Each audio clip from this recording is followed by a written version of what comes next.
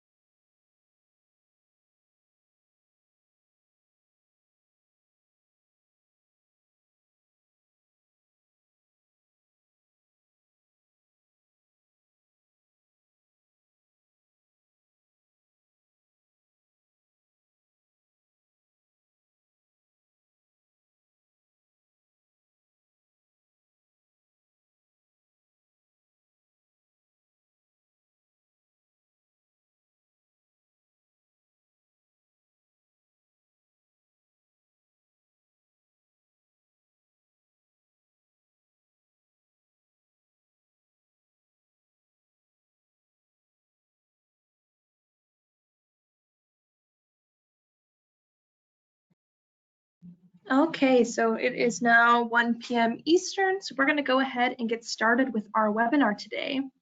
So welcome everyone, and on behalf of the Environmental Finance Center Network, welcome to our webinar today on activated sludge process control calculations.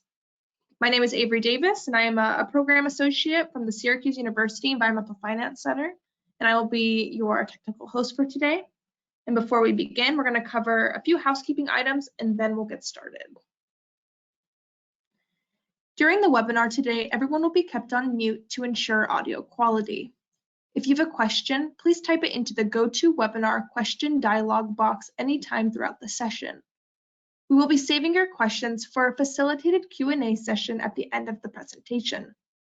After the webinar, you will receive a follow-up email that includes a link to the recording and other information you may need. You can also download the slides from today in the Handouts tab in your GoToWebinar control panel. This webinar has not been submitted for pre-approval of continuing education credit, but eligible attendees will receive a certificate of attendance for their personal record. To receive a certificate for this session, you must attend for the entire duration of the webinar and register and attend individually using your real name and unique email address. Certificates will be sent via email within 30 days of the webinar date. And if you have any questions or need assistance, please contact smallsystems@syr.edu. Now for a little bit about us. The Environmental Finance Center Network provides training and technical assistance to small public water systems in all U.S. states and territories to help local water systems achieve their goals and stay in compliance with the Safe Drinking Water Act.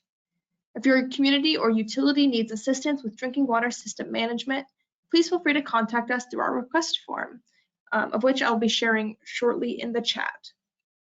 And on that note, I would like to introduce our presenter for today. We have Gregory Pearson, who is the Water and Wastewater Systems Trainer from the Great Lakes Environmental Infrastructure Center at Michigan Technological University. So Greg, in just a moment, I'll make you a presenter and then we can begin.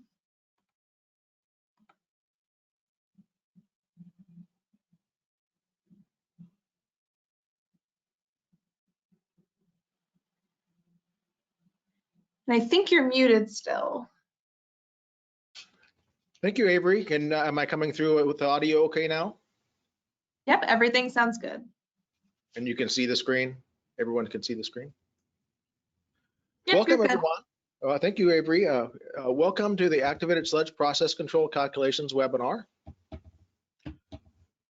Once again, I'm Greg Pearson. I'm the Water and Wastewater Systems Trainer at the Great Lakes Environmental Finance Center and we're located at Michigan Technological University up in the Upper Peninsula of Michigan.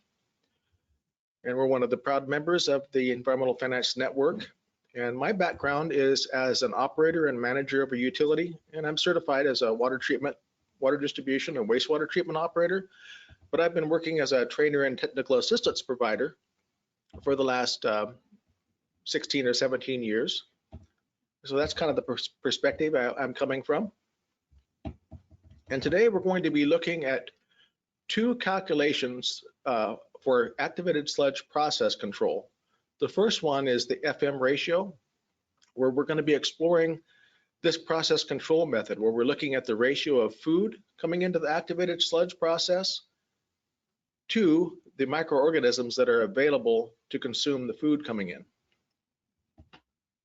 And the second process control calculation we're going to be looking at is called MCRT. That's the mean cell residence time.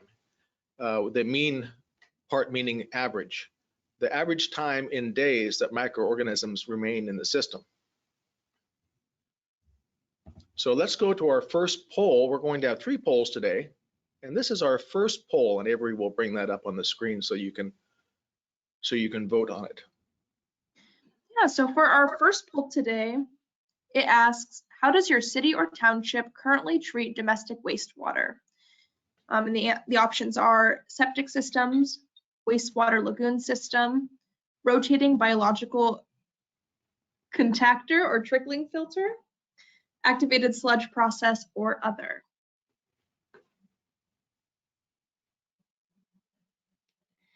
I'm gonna leave it up for about 15 more seconds, so make sure to get your answers in. And if it's not working for you for some reason, you can go ahead and let us know in the questions box. All right, so the poll is closing in 3, 2, 1.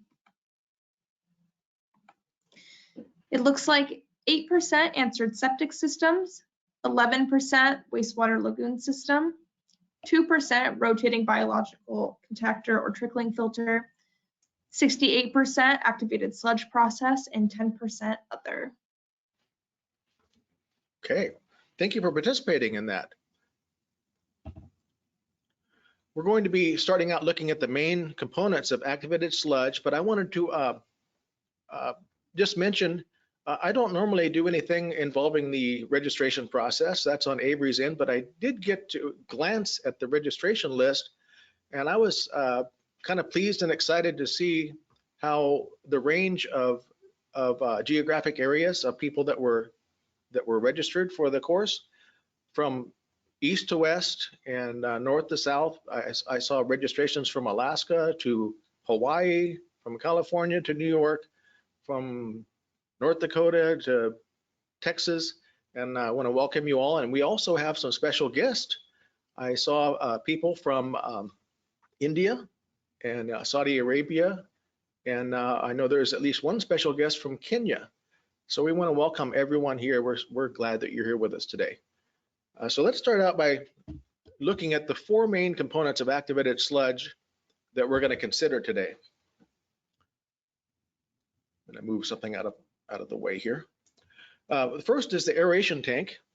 This is where incoming wastewater is combined with a concentrated flow of microorganisms, and this creates a mixed liquor, and this mixed liquor is aerated, and basically it's a suspended growth process to create biomass.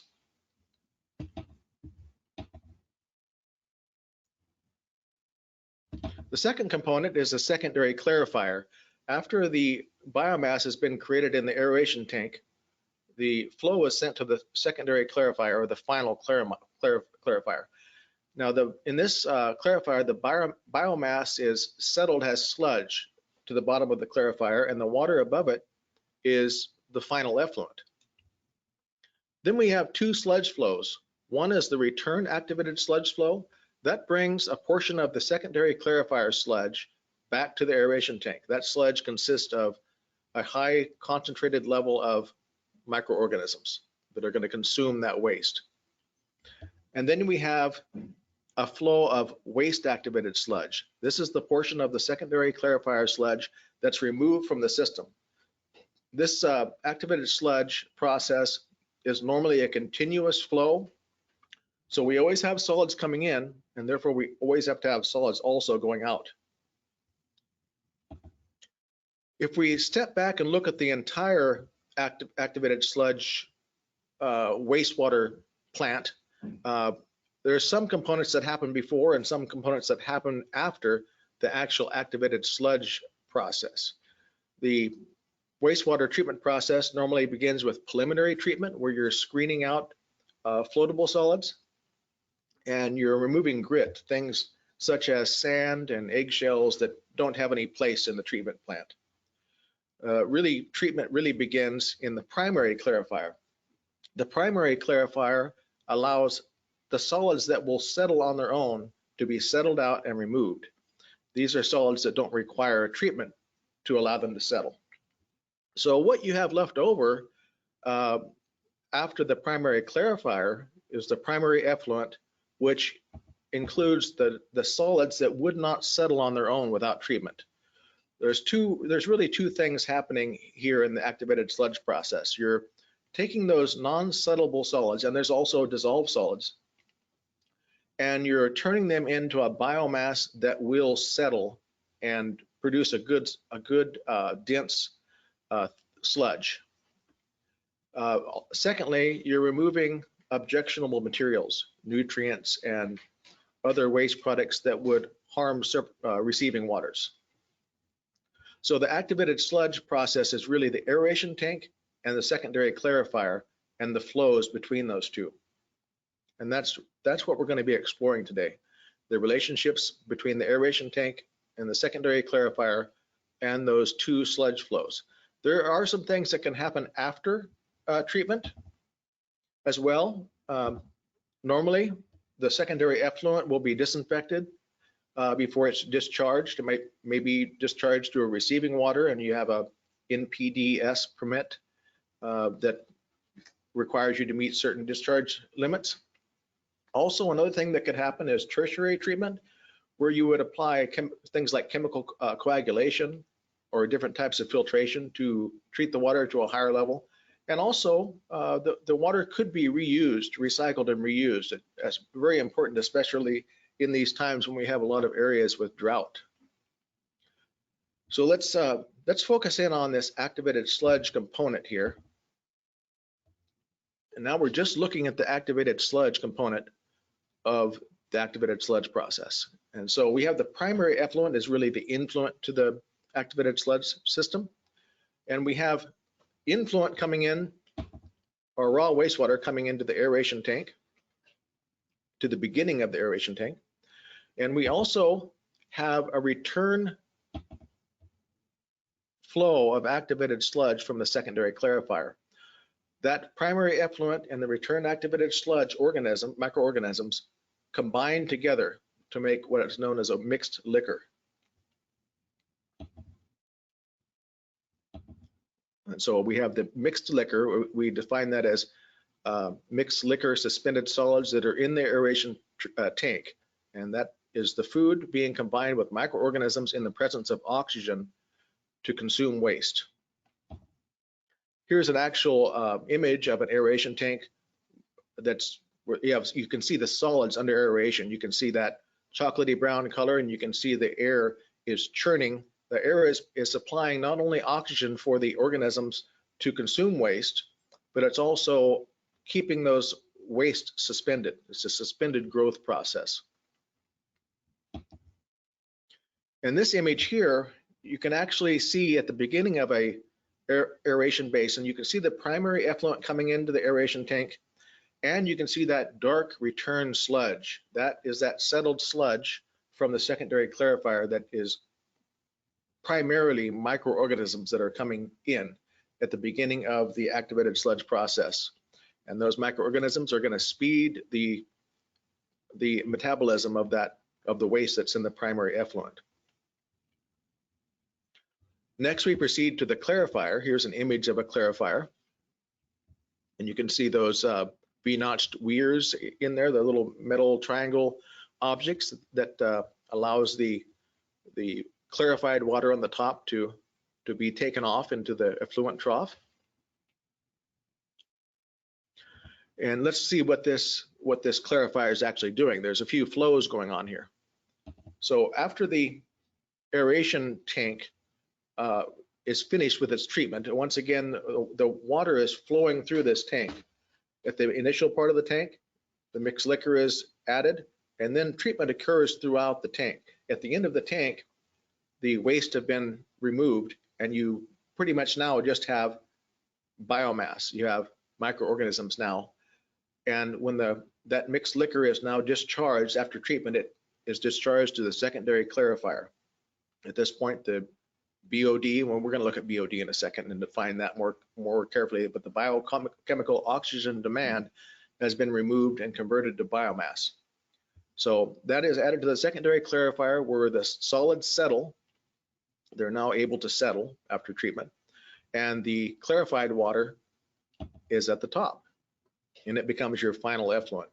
And there's two sludge flows at the bottom of the secondary clarifier. That settled sludge is hungry microorganisms, the biomass. A portion of it is returned as return activated sludge to the beginning of the aeration basin, and a portion is wasted as waste activated sludge. And it's sent to solids handling or possibly digestion. In the conventional activated sludge layout, you have an aeration basin that the treatment happens at the front of the tank. You see the plant flow coming in, and there's high BOD, a lot of waste. You wouldn't be able to discharge that water to receiving waters. It would be there would be too much oxygen demand, and it would result in wildlife, aquatic life being killed, and eutrophication of lakes. But by the time we get to the end, the water has been treated. It's a continuous flow, and you see the flow goes from through the aeration basin to the clarifier, and we're also aerating this aeration tank. There's air diffusers normally at the bottom of the tank, and the effluent continues out to discharge. And here, once again, here's our sludge flows: the return activated sludge and the waste activated sludge. And the three main things to notice in this slide are to notice that this is a continuous process. The plant flow is flowing 24 hours a day, and treatment progresses through the aeration basin. In other words, it starts out as untreated water. By the time it gets to the end of the aeration basin, it's treated. And another thing to notice is that the solids have a longer detention time than the water. The water with the plant flow, it might remain in this system 12, 16 hours, something like that. Could be shorter or longer. Where the solids are going to be, for conventional sludge, they're going to be in that system for 3 to 6 days normally. Could be higher, depending on that particular system. That's one thing we have to keep in mind about wastewater plants. Each plant is very individual and will have a particular FM ratio at which it works the best, and a particular MCRT at which it works the best. So those process control equations are ways to adjust our plant to the ideal FM ratio or to the ideal MCRT. That depends a lot on the engineering design. And here is a graph of what is going on with oxygen demand throughout the aeration basin tank. At the beginning of the tank, you can see the oxygen demand is high. But by the time we get to the end of the tank length, the oxygen demand has gotten very low. And we're talking about oxygen demand in terms of biochemical oxygen demand, which we're going to look at next in a few minutes here. So as we're doing the FM ratio, let's take a close look at that, and we'll see how biochemical oxygen demand fits into that. The definition of FM ratio is food to microorganism ratio. It's a division problem, basically. On the top of the division problem, on top of the fraction, is pounds per day of BOD entering treatment. And then on the bottom of the ratio, we have pounds of this new term that we're going to define: mixed liquor volatile suspended solids. That's the portion of the solids that consist of microorganisms that are available to consume the waste. So you see the BOD is the food, and the MLVSS, mixed liquor volatile suspended solids, is the microorganisms. And we're gonna work that out. We're gonna define that. So what do we need to know? The three things we're gonna look at next: BOD, biochemical oxygen demand, the mixed liquor volatile suspended solids, and then we're gonna look at the pounds formula, because all of these items are gonna be calculated using the pounds formula, whether we're talking about the pounds or pounds per day or the concentration in milligrams per liter. So first of all, we'll look at biochemical oxygen demand. The BOD, it indicates the strength of the wastewater. And that's how we determine what the concentration of microorganisms should be in our aeration tank. BOD, it's similar to calories. You could imagine if you had a very high calorie food, let's say you're eating pizza, and you have 3 servings of pizza, and maybe that's it's 1,000 calories. Well, how many miles would we have to run to burn that off? Maybe you'd have to run 3 miles. And let's say we have 3 servings of broccoli, and it turns out to be 200 calories, and we just need to walk to our mailbox and back to burn that off. It's the same with biochemical oxygen demand. It tells you what your concentration of microorganisms needs to be in the aeration tank to consume the waste. Now, why is there oxygen demand? It's because the substances that are considered to be BOD causing are consumed by microorganisms. The microorganisms consume these particles, but they also require oxygen to metabolize the particles. And that BOD is converted into cellular material, or more microorganisms. The microorganisms eat, they grow, they reproduce.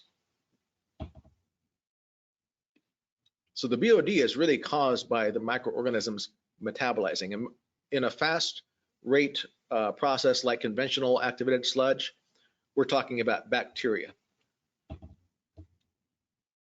Now, the BOD concentration is determined by this 5-day test where you measure the dissolved oxygen level at the beginning of the test and the dissolved oxygen level at the end of the test, and that tells you what your oxygen demand is. And if we have time, I have a slide that shows you a little bit more detail about how that's done. We can see an image here of a sample of wastewater being added to one of the BOD bottles, and these BOD bottles are 300 milliliters. And you usually don't add 300 milliliters of waste sample. You'll add a smaller amount of sample. So, for example, your wastewater sample might be 10 milliliters of that 300 milliliter bottle, because if you used up all of the oxygen before the end of the 5-day test, you wouldn't really know what the BOD is. So a lot of times we have to dilute the sample, and then we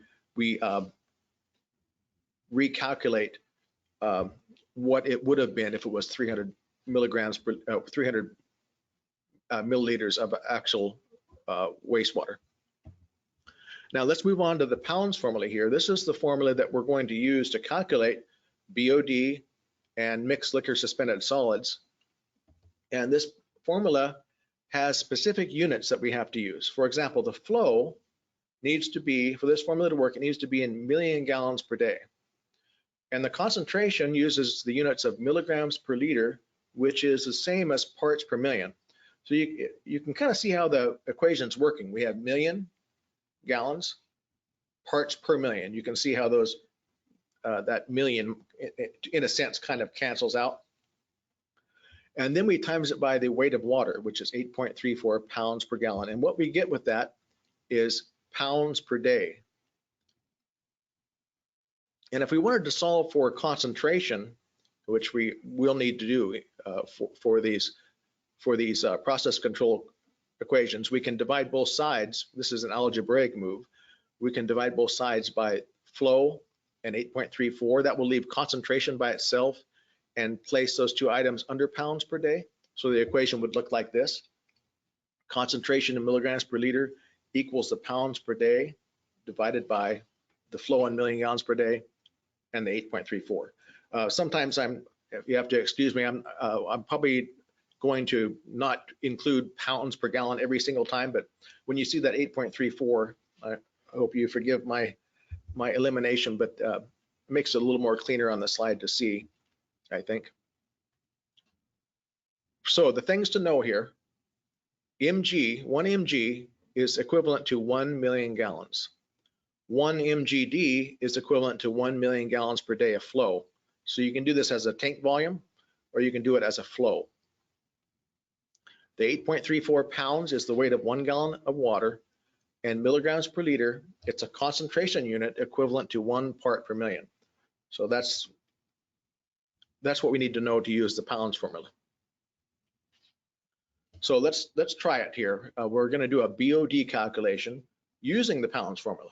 So let's see how this works. This will give you a feel for how we use BOD. And the question is this: calculate the BOD coming into an aeration tank in pounds per day if the BOD concentration is 260 milligrams per liter and the plant flow is 2 mgd. So you see we already have everything in the units for our pounds formula. And I'll just draw a little diagram there. We can see the flow coming in. This is the raw wastewater flow. It's flowing at 2 million gallons per day, and the concentration of BOD 260 milligrams per liter. This would be our food coming in when we get to the FM ratio, and it's coming into the aeration tank. So let's write our pounds formula, and it's a good idea to write your formula down and use it kind of like a placeholder. Then you can actually insert your units right underneath those labels. So for our flow, we're given 2 million gallons per day, and our concentration is 260 milligrams per liter, and then times the weight of water. So if we multiply across that, 2 times 260 times 8.34, you should follow along in your calculators. If I make a mistake, you can let me know. So 2 times 260 times 8.34, 4,336.8 pounds per day. And this is the food that's entering the system.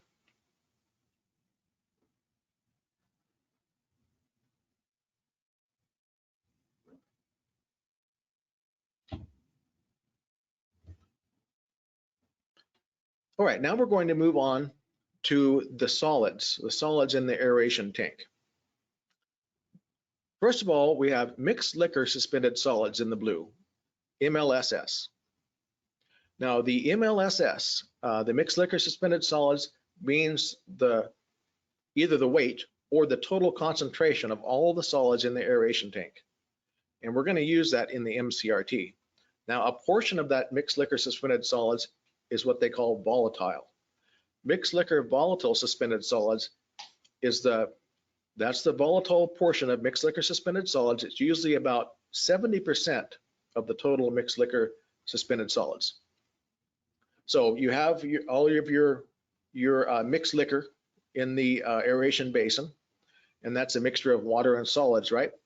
And a certain portion of that is solids, and a certain portion is water. And the mixed liquor volatile suspended solids is what we're going to use in the FM ratio. The volatile portion is considered to be microorganisms, the microorganisms that consume the food. And I want to show you a little bit about how these solids are determined. First of all, we collect a sample from the aeration tank. And basically this is all mixed up. It has the liquid and the solids all mixed together in the aeration tank. And it's filtered through a 0.45 micron filter. That's just the right size to separate the suspended solids from the dissolved solids. The dissolved solids can make it through, but the suspended solids cannot make it through. Then we take those solids that are captured in the filter and we dry them and weigh them. That gives you the weight of these mixed liquor suspended solids. And remember, this MLSS includes the volatile and non-volatile. So how are we going to figure out what the volatile portion is. Well, we're going to heat these solids up to 550 degrees Celsius, and the volatile solids will actually burn off. And what you have left is the non-volatile solids, or the ash. So the way we determine the volatile solids, we take the total weight of the MLSS, the mixed liquor suspended solids, and we subtract the weight of the ash, and that gives us the volatile solids. Then we divide that by the liquid, the total liquid sample volume in liters, and that gives us the milligrams per liters of the mixed liquor volatile suspended solids. So that's how it's derived. So let's try an example calculation here. We're going to calculate the pounds of mixed liquor volatile suspended solids in an aeration tank if the MLSS concentration is 2,060 milligrams per liter. The aeration tank volume is 1.5 million gallons, and the percent volatile solids is 70%. So we have a pounds formula, it looks like we need to do here. We have the tank volume in million gallons, but we don't actually know the milligrams per liter of the volatile, mixed liquor volatile solids. So we need to determine that first. We're going to take the MLSS concentration of 2,060 milligrams per liter and multiply that by 0.7. So you see that the mixed liquor volatile suspended solids is actually 1,442 milligrams per liter. So now we have all the information that we need to put this data into our pounds formula. So we know the tank volume is 1.5 milligrams per liter, and now we know our MLVSS concentration, which is 1,442 milligrams per liter. So when we put it into the equation, here's what it looks like. 1.5 million gallon times 1,442 milligram per liter times 8.34 pounds per gallon, and we get our pounds of MLVSS. That's the pounds of mixed liquor volatile suspended solids, which represents the microorganisms. So we have 18,039.4 pounds of mixed liquor volatile suspended solids under aeration.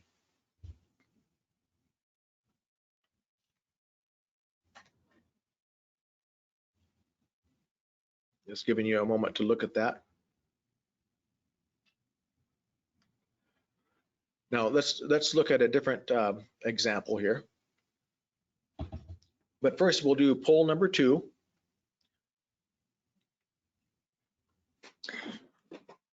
For our second poll today, it asks, what happens to treated wastewater, in your municipality?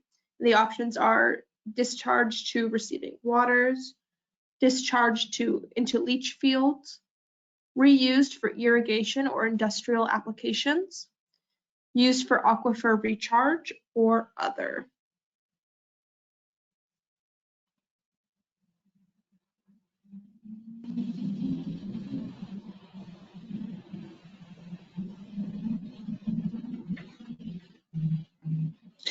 Okay, I'll close the poll in 3, 2, 1.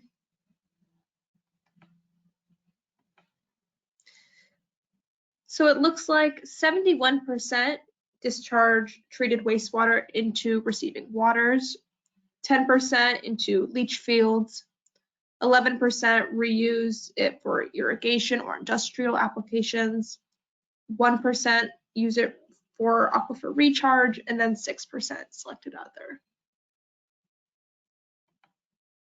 Thank you for participating in that.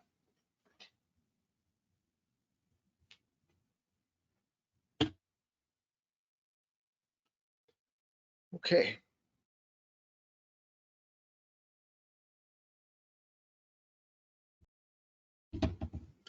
Let's move on with our exploration of FM ratios. Now, the way we use FM ratios in process control is we have a target FM ratio that we're shooting for. Generally, for conventional activated sludge plants, we're looking at an FM ratio between 0.25 and 0.45. Now an FM ratio of 0.25, that means we'd have one meal for every 4 eaters. So 1 in the food section, 4 in the microorganisms section. And 0.45, that's a lot higher. That's almost a 1-to-2 ratio. 1 meal for every 2 eaters. So we have a lot more microorganisms than there is food. But when we go to extended aeration, that's even a greater ratio. For extended aeration means that we're holding our solids for a lot longer period.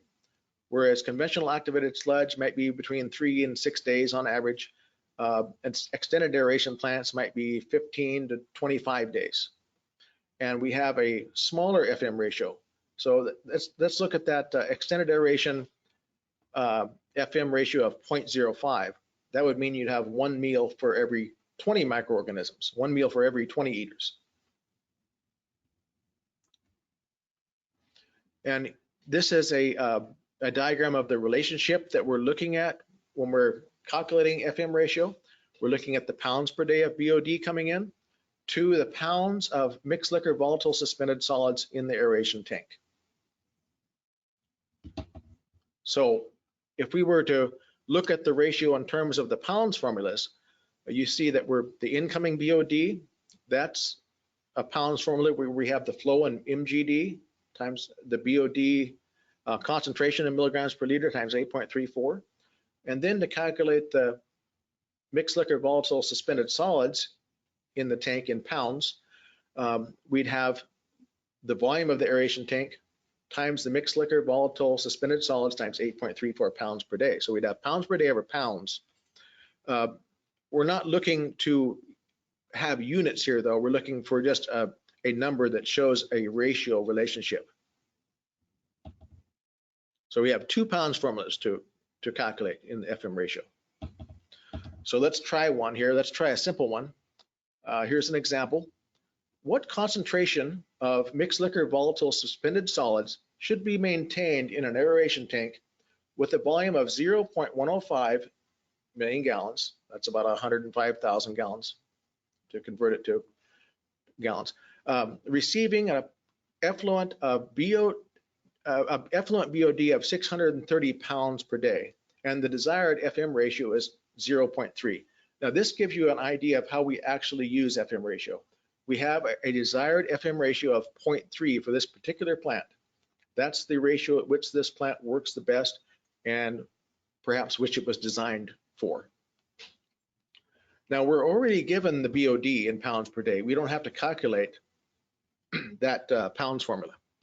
So let's put in our variables, our known variables. The food is the BOD, 630 pounds per day of BOD. And we're going to divide that by the pounds of mixed liquor volatile suspended solids, which represents the microorganisms. That's our unknown. But we know that the 630 pounds per day divided by the pounds of MLVSS has to equal 0.3. So what we want to know is how many pounds do we need in our aerator? And we have a diagram there that shows the 630 pounds per day of BOD coming in, and it shows our tank volume, 0.105 million gallons, but we don't know the concentration of MLVSS. And we're looking for the concentration. Now, this ratio is going to give us pounds. So let's follow along. We're going to find the pounds, and then we're going to convert it, not convert it, we're going to find the pounds, and we're going to calculate, I should say, the concentration. So we've rearranged our equation to solve for pounds of mixed liquor volatile suspended solids. What we did there algebraically, we times both sides by the MLVSS and divided both sides by 0.3. But rearranging, we have 630 pounds per day divided by 0.3. If you do that in your calculator, you can check me out. We get 2,100 pounds of mixed liquor volatile suspended solids.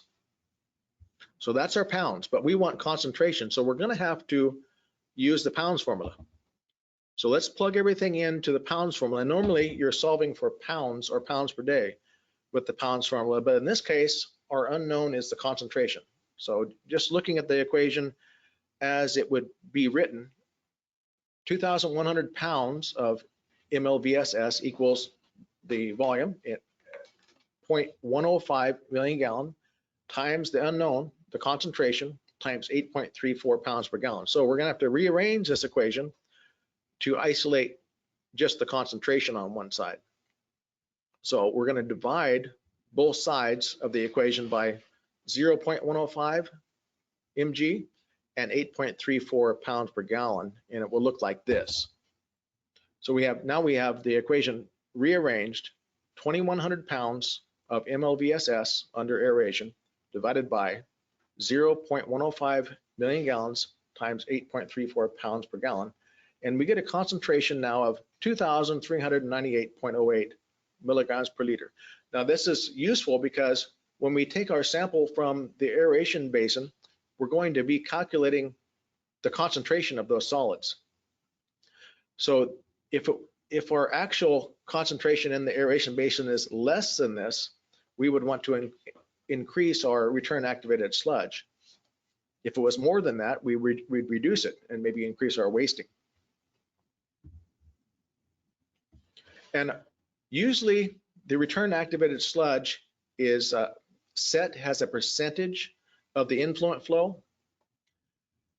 This allows the setting to track along with the influent flow. Let's say, for example, our influent flow is 1 mgd and it goes up to 1.5 mgd. Well, if you had the RAS set as a percentage of the influent flow, it would just increase to match that new influent flow.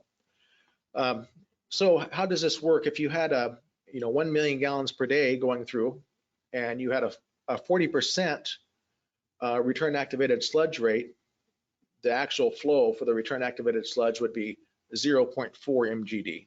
That would be 400,000 gallons per day. And the typical flow rates range from about 30% to as much as 125% of the influent flow. It just depends it depends a lot on what you have in the tank and what conditions are in the incoming wastewater, and if there's changes. There could potentially be changes. For example, in the rainy season, if you had a lot of I&I, then your water coming in would be diluted and you have a lower BOD suddenly. Maybe you could have an industrial discharger that periodically discharges more concentrated waste. A lot of times systems will design something like a holding or equalization basin so that it removes some of those shock loads. Now the mean cell residence time equation is the second process control calculation we're going to look at today. And it's the average length of time in days that an organism remains in the activated sludge treatment system. And to calculate it, you calculate the pounds of solids under aeration and the pounds of solids per day that's leaving the system or wasted. And a lot of times that will just be considering the solids in the aeration tank and the solids leaving as waste activated sludge. But it can be more complex sometimes. Usually we just look at the pounds of solids under aeration, just including the aeration tank. But sometimes we'll also include the solids in the clarifier. The solids leaving the system, usually we just look at the solids leaving as waste activated sludge, but sometimes we'll also calculate solids that are leaving in the effluent. And if you had a lot of clarifiers and a significantly large effluent flow with a significantly measurable amount of solids in the effluent, it might make sense to capture all that data.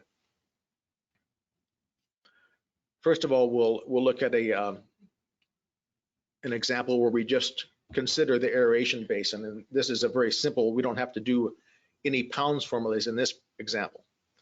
That image there is representing the aeration tank, and the wastewater treatment plant has a total of 36,000 pounds of mixed liquor suspended solids under aeration and has 3,000 pounds per day leaving the system. what is the mean cell residence time in days? So let's look at our equation here. Pounds under aeration, we're given that 36,000 pounds, and the pounds per day wasted is 3,000. So this 36,000 pounds divided by 3,000 pounds. Notice the pounds are going to cancel out, leaving only days. When we do the math, we get 12 days.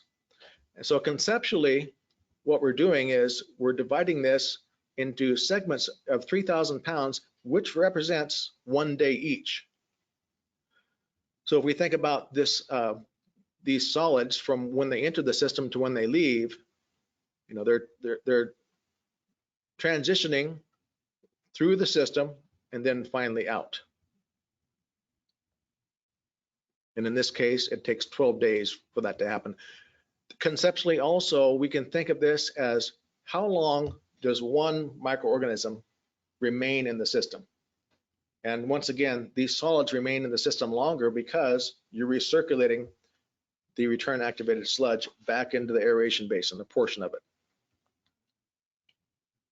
So let's try an example. What is the MCRT, the mean cell residence time, in days for a wastewater treatment facility with the following parameters?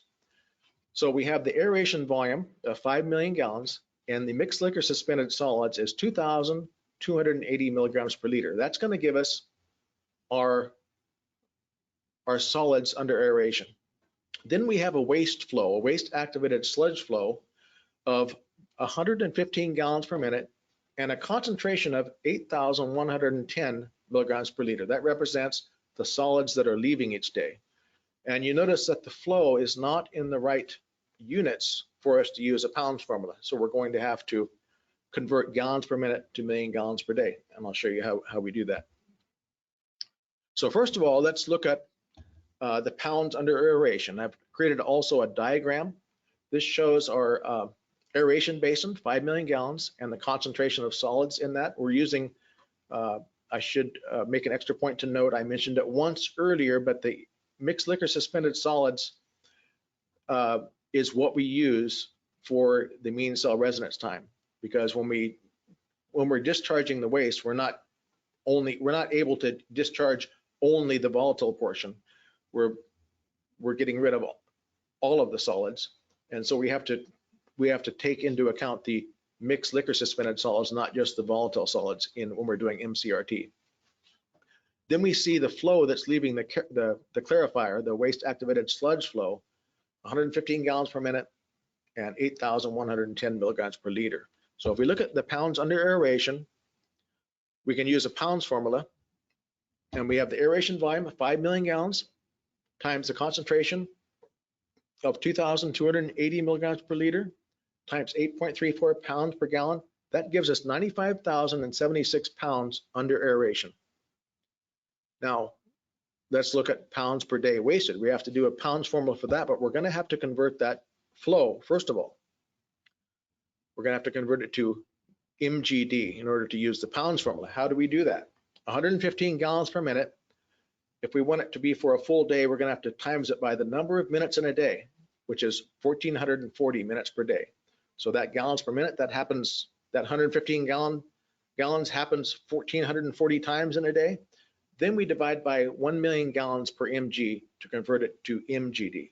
So when we do the calculation, 115 times 1440 divided by 1 million, we get 0.1656 MGD. And now we have all the information we need to calculate another pounds formula to determine the flow in pounds per day.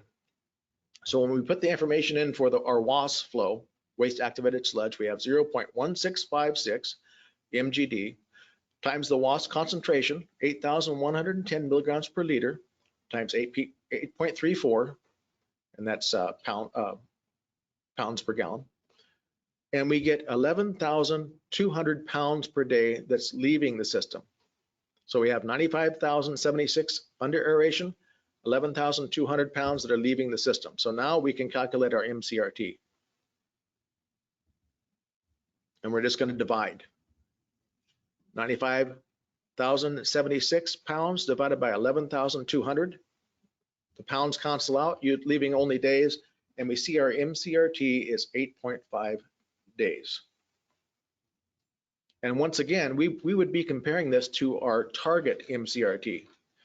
Perhaps our target MCRT is 8 days. And we can see we're retaining our solids a little bit too long. We need to waste a little bit more. Or maybe our target MCRT was 10 days and sludge solids are leaving too fast. So we need to increase our return activated sludge. So we would use this as a target, and we're continually balancing how much sludge we're either wasting or returning. Now, in some cases, we may need to include the solids of the clarifier and the solids leaving the system in terms of effluent. And let me show you how that would look if we did that. The pounds of solids under aeration would now include the clarifier volume. It's still just 1 pounds formula on the top because we're using the same concentration. If you think about it, the concentration of mixed liquor suspended solids in the aeration basin just gets dumped into the clarifier. So they both have the same mixed liquor suspended solids. In the clarifier, it's settling out, but if you take the entire volume of the water plus the solids, it's still the same mixed liquor suspended solids concentration. So the only change we make here to include the clarifier is to add the effective clarifier volume. So aeration volume in million gallons plus the clarifier volume in million gallons. Then we complete the pounds formula by multiplying by the concentration of MLSS times 8.34. Now the solids leaving the system, if we include the effluent, will have 2 pounds formulas on the bottom, because the solids leaving the system will include the waste activated sludge that leaves the system, plus any solids that are lost in the effluent. And we'll do an example of this so you can see. There's 1, 2, 3 pounds formulas when we include all of the possible sources of solids. So we're going to do one like this. Determine the MCRT of an activated sludge treatment plant given the following. So we have a plant flow of 3.25 mgd. In the effluent, we do have some solids leaving in the effluent. The effluent's not perfectly clean. It has 21.2 milligrams per liter of solids. Now, the next 2 items are solids under aeration. We have the aeration tank volume and the clarifier volume. If we add those together, we get the 1 million gallon plus the 0.25 million gallon. The MLS concentration is 2,050 milligrams per liter. Then we have the waste activated sludge flow that's leaving the system. And we have that flow as 0.055 mgd, and the concentration is 7,980 milligrams per liter. So you can see there's all the information we need for all 3 of our pounds formulas like we just discussed. And I'm gonna put, this is the formula here that we just looked at in the previous slide. The aeration plus clarifier volume times the MLSS concentration times 8.34. And on the bottom, you see there's 2 pounds formulas, the waste activated sludge pound formula and the effluent pound formula. Now I'm gonna go ahead and put the numbers in, and then I'm gonna go back and show you where each number came from. So we're gonna do it a little bit differently, but let me just show you what it looks like. I plugged in the numbers for all 3 pounds formulas, and I've got a number on the top and the bottom, and I've calculated as 5.05 days. Now, I'm going to show you now where each one of those numbers comes from. For the top of the equation, the top equation is solids under aeration. And remember, the bottom of the equation is the solids leaving. So the top of this MCRT equation, here's where our information comes from. The aeration tank volume of 1 mgd plus the secondary clarifier volume of 0.25. Then we multiply it by the MLSS concentration of 2,050 milligrams per liter times 8.34. And here's where that goes. Here's the numbers. You see the volume is really 1.25 mg. And then as we times that, we multiply across 1.25 mg times 2050 times 8.34, we calculate that there's 21,371.25 pounds of MLSS in the system. Now, next we're going to calculate solids leaving. We'll start with the WAS flow, the waste activated sludge flow, and that information is right here. The flow is 0.055 mgd and the concentration is 7,980. This is one of the sources of solids leaving, and this is where the pounds formula is going to go for that. And when we actually put those units into the pounds formula, here it is right here. We have the flow, it has 0.055 mgd times a concentration of 7,980 milligrams per liter times 8.34. And when we multiply across that, we get 3,660.4 pounds.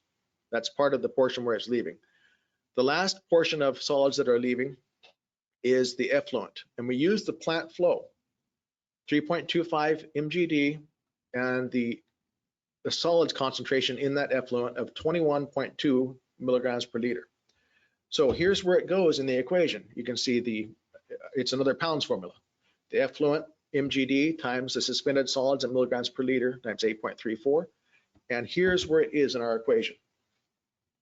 3.25 times 21.2 times 8.34. We multiply across that, we get 574.6 pounds. So when we add those two figures on the bottom together, we get our total pounds per day of solids leaving. And we already have our pounds of solids under aeration. So here's our final answer, 21,371 pounds under aeration divided by the pounds of solids that are leaving each day, 4,235 pounds per day. When we do the division, pounds cancel out, it leaves only days. So we get a total MCRT of 5.5 days. I know that was a little bit of a complex equation, but I hope the way I walked through it helped you to see how it works. This is a very complex topic, really. And you know, each one of these topics we could spend weeks on, really. But I'm trying to give you a good overview, and I hope it's understandable. I hope I'm not going too fast. Now, we'd want to calculate the rate at which solids are leaving the system in order to adjust the MCRT. So we might want to solve the MCRT for the waste activated sludge rate. So we might actually have to rearrange this, and you see we could multiply both sides of that by pounds per day of waste activated sludge. And that would cancel out the pounds per day WAS on the right-hand side of the equation. And we could then divide by the MCRT, and we'd get this form of the equation. Pounds per day of waste activated sludge equals the pounds of MLSS in the aerator divided by the intended MCRT. So if we wanted our MCRT to be 6 days, we would place 6 there. And then we would be able to work backwards to calculate our waste activated sludge flow. And then once we know the pounds per day, we can work backwards with the pounds formula to calculate the flow. So we take the pounds per day of the waste activated sludge that's leaving, and we can divide it by the concentration and the weight of water to get the flow that we need. So that would be an example of how we could set the flow, the waste activated sludge flow, to match our intended MCRT in days.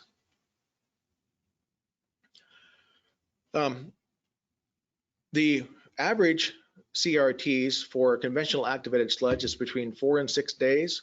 if you use extended aeration, it can be between 15 and 25 days, even higher.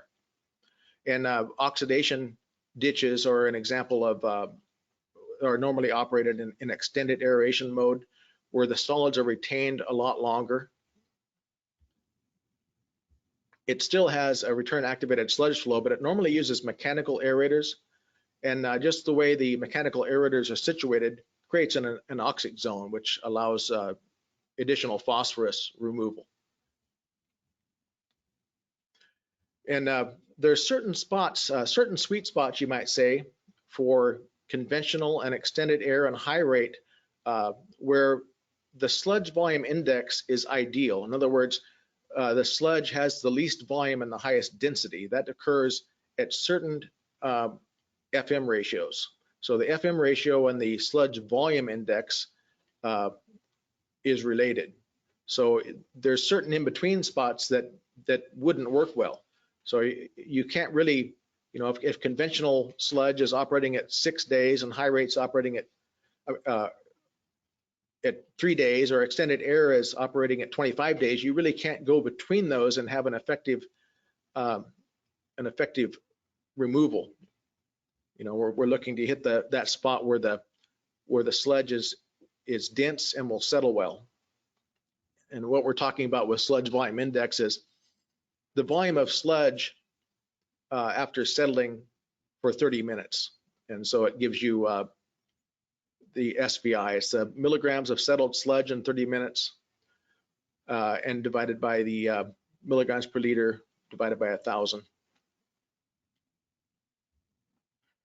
So here's an example where our samples settle, our 1,000 milliliter sample settled from 1,000 milliliters down to 260 milliliters, and the concentration of the sludge was 2,400 milligrams per liter. And this shows you that if you did the calculation, you'd have a sludge index of 108, and right about in the 100 area is the ideal, kind of the ideal sludge volume index. And we have our last poll today, and it's asking you, what's the biggest challenge facing wastewater utilities, in your opinion?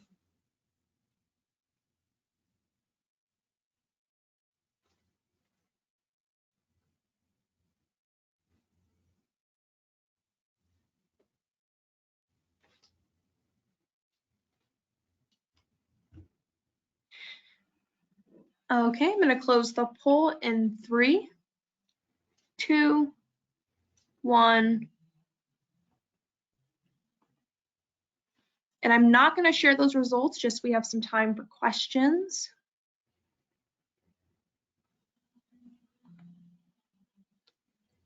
Yes, thank you for participating. Please send your questions in. And that was a lot of information with a lot of empty spots. And you know, feel free to send me additional questions by email, directly to my email or through Avery as you think about the material. Ask away anything you'd like to know now. I'm also dropping some links in the chat for some resources that Greg covered today, so make sure to take a look at those, and those are also included in the slides that we will be sending out as well. And it looks like we're getting some thank yous from attendees, so we do appreciate that. And it looks like a question just came in. They asked, what's the best way to handle Mcrt calculations if the plant doesn't waste continuously? They said average over a week, a month. And let me know if you need to reread that. The MCRT, it's usually done using those pounds formulas. So we're dealing with, you know, pounds per day. But what I would do is I would convert the, if you're not wasting the same amount each day, yes, you would have to average it over a week or longer.